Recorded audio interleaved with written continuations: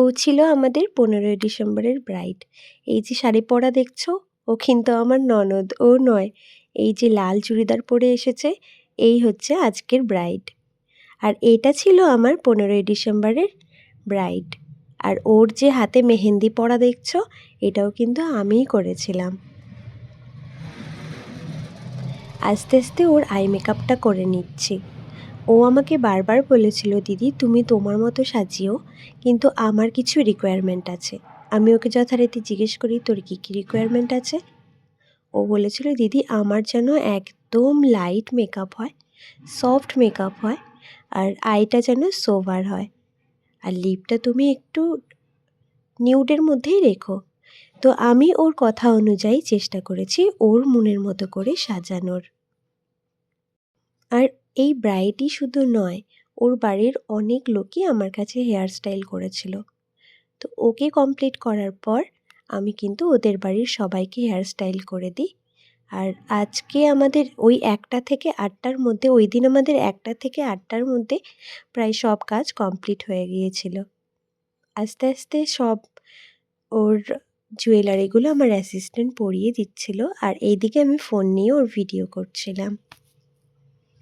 দেখো ওকে কত মিষ্টি লাগছে। নিউড লিপস্টিক আমাকে পরাতে বলেছিল, তাই আমি ওকে নিউড লিপস্টিকই পরিয়েছি। আর ও না ভীষণ সিম্পল মেকআপ পছন্দ করে, আর বারবার বলেছিল, দিদি আমাকে কিন্তু কলকা করবে না। ও আমাকে একটা ভিডিও দেখিয়েছিল, একটা ছবি দেখিয়েছিল, কলকা আমাকে ওইভাবে করতে বলেছিল। ডট কলকাই ছিল। তো আমি ওকে বললাম যে ওইভাবে কলকা না করে এইভাবে কর, বেশি ভালো লাগবে। ও তাতেই রাজি হয়, আর সত্যি ওকে খুব ভালো লাগছিল। ওর কলকাটা একদম সিম্পল ছিল, যেরকম সাবেকি কলকা হয় সেরকমই ছিল। আর লাস্টে ওর সোনার চেনটা পরিয়ে দিলাম। ওটি ওর দিদার আশীর্বাদী সোনার চেন। এইদিকে ফটোগ্রাফাররাও চলে এসেছিল আমাদের স্টুডিওতে, আর এখানেই ওর ফটোশ্যুটগুলো চলছিল। ওরা লাইট জ্বালিয়েছে, আর আমরা এদিকে আস্তে আস্তে ভিডিও বানাচ্ছিলাম।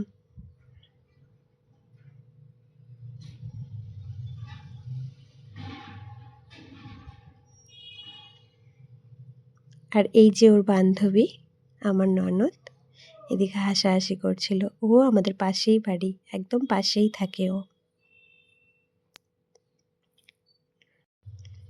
সত্যি ব্রাইড সাজিয়েছি সেই কবে, 15ই ডিসেম্বরে, আর আমি ভিডিও এডিট করতে বসেছি আজকে। ভাবা যায়, এত ল্যাদ খাই আমি। যাই হোক, আস্তে আস্তে ওর জুয়েলারিগুলো পরিয়ে নেওয়া হচ্ছে, আর আমি এইদিকে মেকআপে পুরো কমপ্লিট করে পুরো ওকে রেডি করে বসিয়ে দিয়েছি। ওর ভিডিওগুলো নেবে, আর আমিও এদিকে ভিডিও নিয়ে নেব।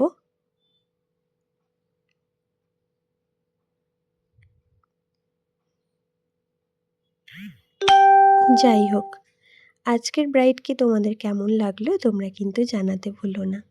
আর আমার সঙ্গে যদি তোমরা কাজ করতে চাও, আমার স্টুডিও বুকিং নিতে চাও, আমার ড্রেস জুয়েলারির কালেকশান দেখতে চাও, তাহলে আমাকে হোয়াটসঅ্যাপ করো। আর তোমাদের স্পেশাল ডেটে যদি আমাকে বুক করতে চাও, তাহলে আমার নাম্বারে ফোন করো, আমাকে হোয়াটসঅ্যাপ করতে পারো, আমাকে ইনবক্সও করতে পারো। এই যে আমার ব্রাইড পুরোপুরি রেডি।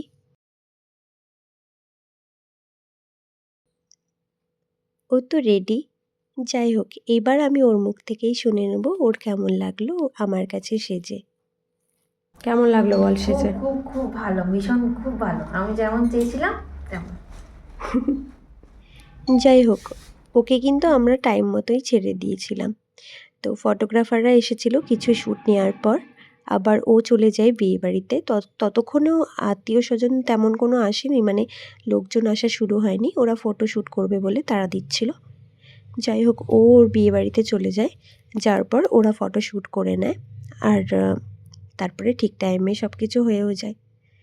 যাই হোক, তোমাদের যদি ভিডিওটা ভালো লেগে থাকে, লাইক করো, কমেন্ট করো, শেয়ার করো, আর আমার পেজটা ফলো করে রেখো। আর এরকম ভিডিও দেখতে চাইলে আমাকে আরও আরও আরও অনেক অনেক কমেন্ট করো, তাহলে আরও অনেক উৎসাহিত হব আমি। চলো আজকে এই পর্যন্ত, পরে দেখা হবে অন্য কোনো ভিডিওতে। টাটা।